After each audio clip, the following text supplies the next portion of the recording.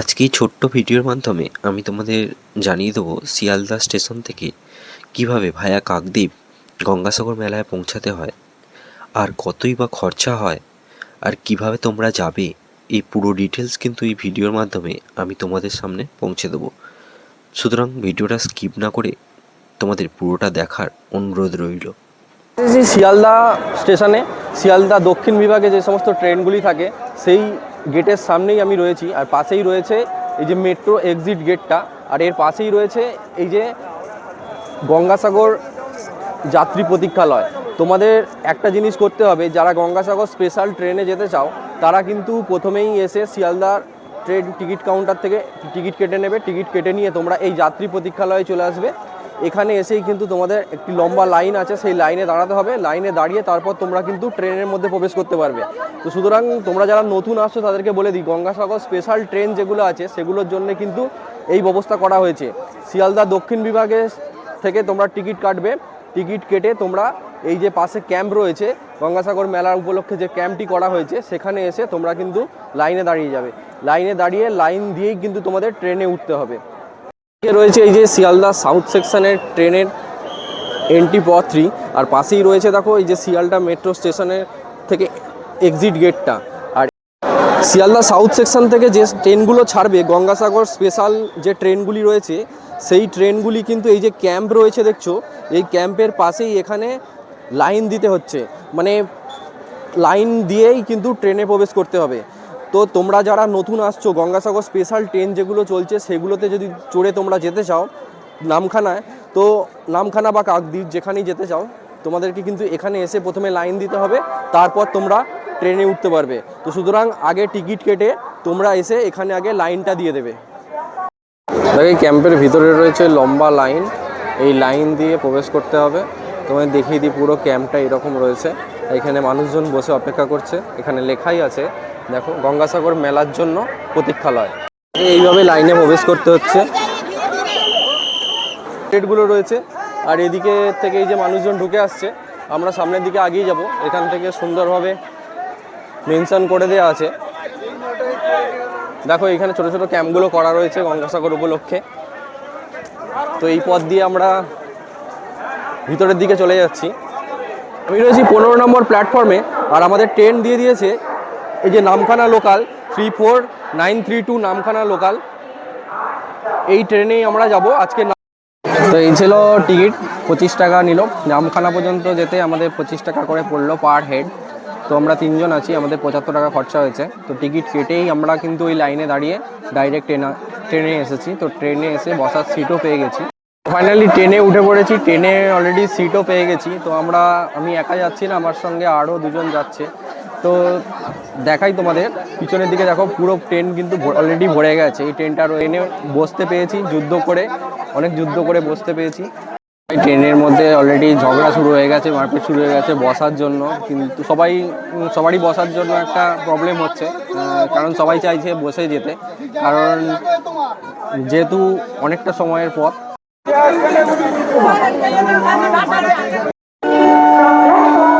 এই যে শিয়ালদা স্টেশন লেখা রয়েছে, ঘড়িতে এখন 2:20, পাক্কা 2:20-তে আমাদের ট্রেন ছেড়ে দিল।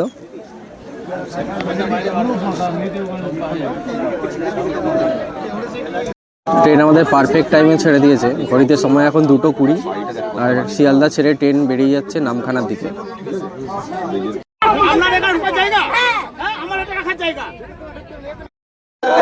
ঘড়িতে সময় এখন 3:55, পাক্কা 1 ঘন্টা 35 মিনিট পর আমাদের ট্রেন এসে পৌঁছালো লক্ষ্মীকান্তপুর স্টেশনে।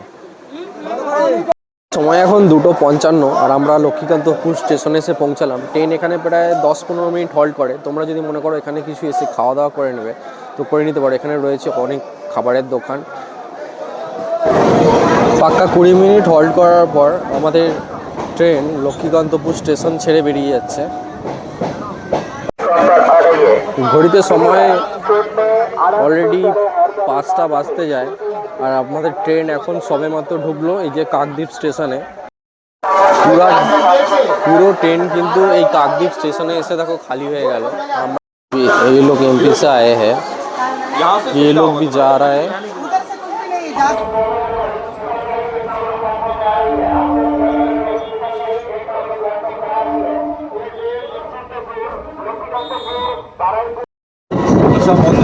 দেখো গঙ্গাসাগর উপলক্ষে এখানে একটা সুন্দর লাইটিং দিয়ে গেট বানানো হয়েছে। তো এই মুহূর্তে আমরা রয়েছি নয়াপাড়া কাকদ্বীপ ঠিক স্টেশনের পাশেই। আর কাকদ্বীপ স্টেশন থেকে তোমাদের বলে দিই, কাকদ্বীপ স্টেশন থেকে তোমরা যদি গঙ্গাসাগর যেতে চাও, মানে লট নাম্বার 8, যেটা লট নাম্বার 8 থেকে সমস্ত লঞ্চগুলো তোমার গঙ্গাসাগরের দিকে যাচ্ছে। তো তোমরা যদি কাকদ্বীপ স্টেশন থেকে যেতে চাও 30 টাকা টোটো ভাড়া দিয়ে চলে যেতে পারো লট নাম্বার 8 ঘাটে। তো আমরা চলে গেছিলাম নামখানা স্টেশনে। নামখানা স্টেশন থেকে ভায়া বেনুবন যাওয়ার জন্য যে নারায়ণপুর ঘাট থেকে লঞ্চ ছাড়ে, সেই লঞ্চে ভেবেছিলাম আমরা যাব, কিন্তু ওখানে লঞ্চ অলরেডি 6টার সময় বন্ধ হয়ে গেছে। তাই বাধ্য হয়ে আমরা ফিরে এসেছি অলরেডি কাকদ্বীপে। তো আমরা ফিরে এসেছি কাকদ্বীপ স্টেশনের কাছে। কাকদ্বীপ স্টেশনের কাছ থেকেই আমরা টোটো ধরছি, মেন রোড থেকে টোটোটা ধরছি। তাই ভাড়া নিচ্ছে 20 টাকা। তো 20 টাকার বিনিময়ে ওরা আমাদের পৌঁছে দেবে লট নাম্বার 8 ঘাটে। দেখো এখানে মেনশন করা আছে মিলন তীর্থ গঙ্গাসাগরে স্বাগত। এইভাবে সুন্দর করে আলোর চাদরে মুড়ে পুরো রাস্তাটা সাজিয়ে ফেলা হয়েছে, দেখতে বেশ সুন্দর লাগছে। চলো এইভাবেই আমরা এগিয়ে যেতে থাকি। দেখো এখানে একটা গেট বানানো রয়েছে, ওয়েলকাম টু গঙ্গাসাগর মেলা 2026। যে মানুষজন আসছে, এদিক থেকে যে মানুষজন আসছে, এরা আসছে কাকদ্বীপ স্টেশন থেকে। আর ঠিক এই রাস্তা দিয়ে আমরা এগিয়ে যাব। এখানে থাকারও বেশ কিছু হোটেল রয়েছে। দেখো এই যে হোটেল বজরং বলি। আমরা ঠিক এর আগে এগিয়ে যাবো।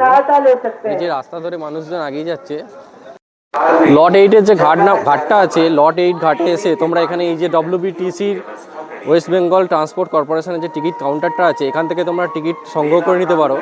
আমি এখান থেকে এই টিকিটগুলো কালেক্ট করলাম।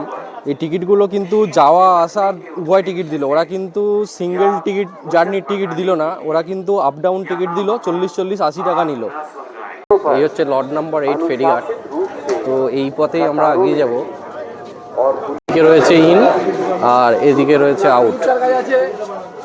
দেখো এখান থেকে গঙ্গাসাগর, যে সাগরের মধ্যে লাইটগুলো দেওয়া আছে, দেখো খুব সুন্দরভাবে দেখা যাচ্ছে যে জেটিটা রয়েছে।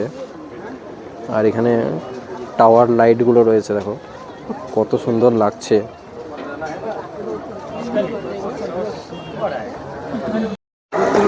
এই ছিল লট নাম্বার 8 ফেরিঘাট। তো আমাদের লঞ্চ দিয়ে দিয়েছে, আমরা এখন জেটির দিকে এগিয়ে যাচ্ছি। এই দূরে দেখা যাচ্ছে লট নাম্বার 8 ফেরিঘাটের যে ফেসিলিটি আমাদের দিয়েছে। দেখো কত মানুষ, দেখো মানে প্রায় 4 থেকে 500 মানুষ এই একটা ভেসেলের মধ্যেই কিন্তু যাতায়াত করতে পারে। তো এই হচ্ছে লট নাম্বার ফেরিঘাট। আর আমরা যাব এই যে ওয়াচ টাওয়ারগুলো দেখো রয়েছে, লাইটের ওয়াচ টাওয়ারগুলো যেগুলো রয়েছে, এগুলো ক্রস করে আমরা ওপারে যাব। দাঁড়িয়ে আছি কচুবেড়িয়া লঞ্চ ঘাটে যাওয়ার জন্য, যে লট নাম্বার 8 ফেরিঘাট, সেই ফেরিঘাটে দাঁড়িয়ে রয়েছি আমরা। এখন জেটির উপরে লঞ্চেই দাঁড়িয়ে রয়েছি। আর এই দূরে দেখা যাচ্ছে, দেখো এদিক থেকে মানুষজন আসছে। এই যে West Bengal transport corporation, Paschimbanga পরিবহন নিগম লেখাটি আছে।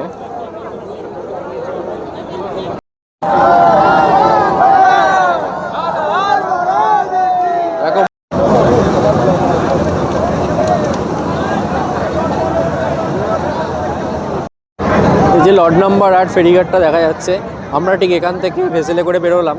তো আমাদের ভেসেল এখন যাচ্ছে কচুবেড়িয়ার দিকে। দেখো কত মানুষজন রয়েছে, প্রায় 200 থেকে 300 জন মানুষ এই ভেসেলের মধ্যে কিন্তু অনায়াসেই উঠে যেতে পারে। দেখো এই দিকটা পুরো এই শহরটা রয়েছে পুরো গঙ্গার উপরে। এখানে দেখো পাওয়ার ডিস্ট্রিবিউশনের এই যে লাইটগুলো দেওয়া আছে, পাওয়ার ডিস্ট্রিবিউশনের টাওয়ারে কিন্তু এই লাইটগুলো সিস্টেম করা আছে। গঙ্গার উপর দিয়ে যে পাওয়ার ডিস্ট্রিবিউট হয়েছে, সেই টাওয়ারের মধ্যে এই লাইটগুলো লাগানো আছে। এত সুন্দর লাগছে দেখতে। দেখো জাস্ট ভিউটা দেখো, অসাধারণ লাগছে দেখতে। একটা লঞ্চ পাস করছে আর এই ওয়াচ টাওয়ারের মানে পাওয়ার ডিস্ট্রিবিউশনের যে টাওয়ারটা রয়েছে, সেখানে যে লাইটিং সিস্টেমটা করা রয়েছে, এক কথা কিন্তু অনবদ্য লাগছে দেখতে। এই একটা পাওয়ার ডিস্ট্রিবিউশনের টাওয়ার আমরা ক্রস করে এলাম। আর ঠিক তার এই পাশে দেখো আরও একটা পাওয়ার ডিস্ট্রিবিউশনের টাওয়ার রয়েছে, এরকম লাইট সিস্টেম করা আছে। আর তার পিছনেও একটা রয়েছে। কত সুন্দর লাগছে এই গঙ্গার বুকে এই নাইট ভিউটা। জাস্ট তোমরা যদি রাত্রিরে আসো এই জিনিসটা কিন্তু দেখতে পাবে। এখানকার যে লাইটের সৌন্দর্যটা রয়েছে সেটা কিন্তু তোমরা রাত্রিরে যদি আসো দেখতে পাবে। ফাইনালি আমরা কচুবেরিয়া ফেরিঘাটে এসে পৌঁছেছি।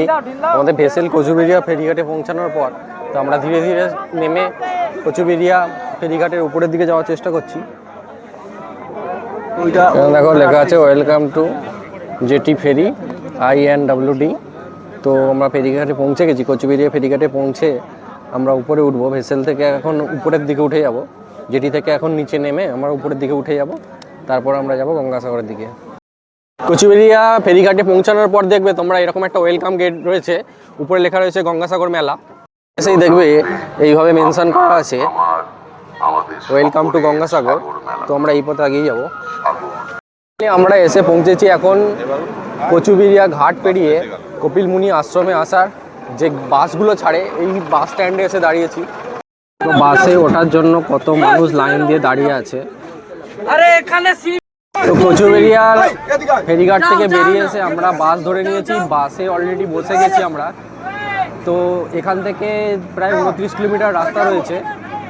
এখান থেকে যেতে মেবি টাইম লাগবে প্রায় 1 ঘন্টার মতো। তো কচুবেরিয়া টু গঙ্গাসাগর আমাদের ভাড়া পড়লো 35 টাকা।